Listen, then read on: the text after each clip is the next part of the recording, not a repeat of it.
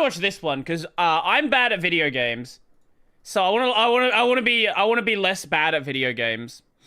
The most important part of aim that nobody talks about. How do you hit somebody that moves like this? Going in now? The answer is you don't.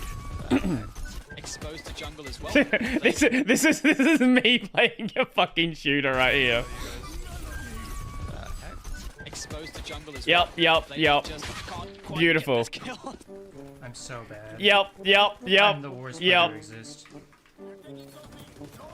Yep.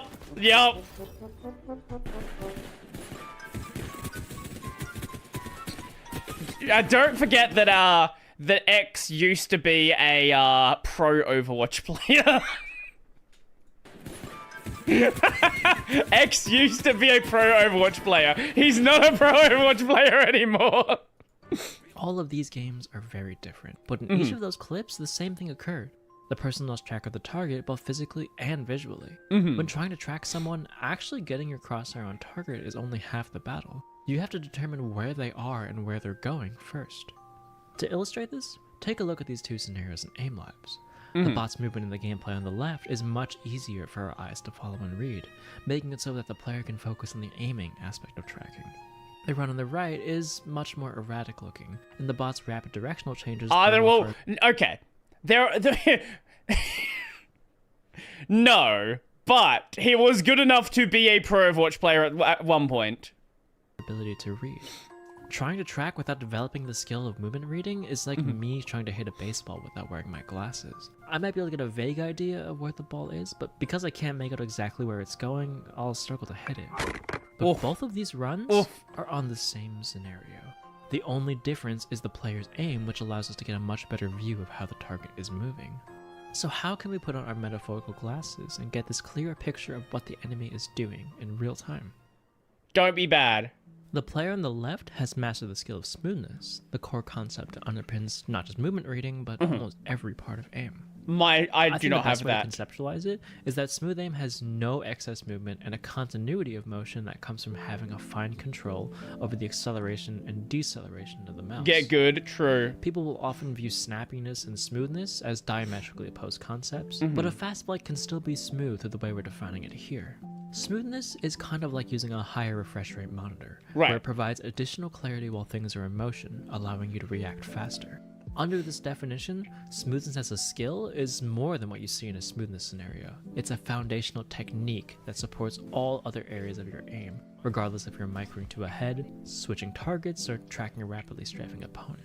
It's easiest to see in a scenario like this. If you try and imagine the most efficient path between these two targets, it's just a simple straight line. But when most players play this scenario, it looks more like this.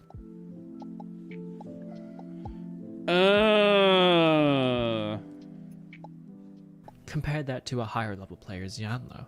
He makes very efficient lines, continuously transitions between flicks and micro adjustments, and features no shakiness or instability in his aim. That's not me. A big component of this is that he almost never overflicks. He either lands right on target or slightly short, meaning that you don't see all of that excess movement that comes from overshooting and having to readjust.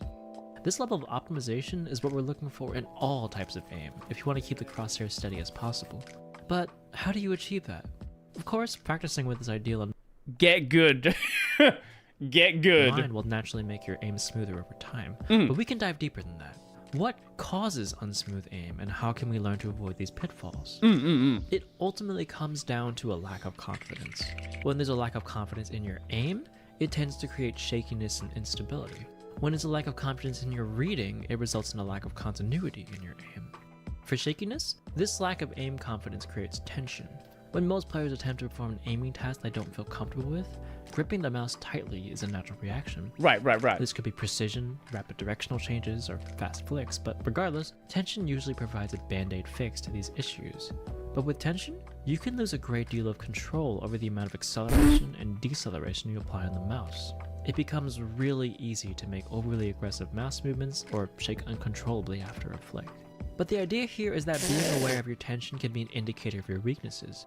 Tension isn't always a bad thing, and the takeaway here isn't to eliminate all tension in your aim or develop a delusional level of confidence, but instead, think about situations where you do tense and determine if it's covering an underlying weakness. Working on those skills will reduce the innate feeling of needing to tense in those scenarios and minimize shakiness present in your aim.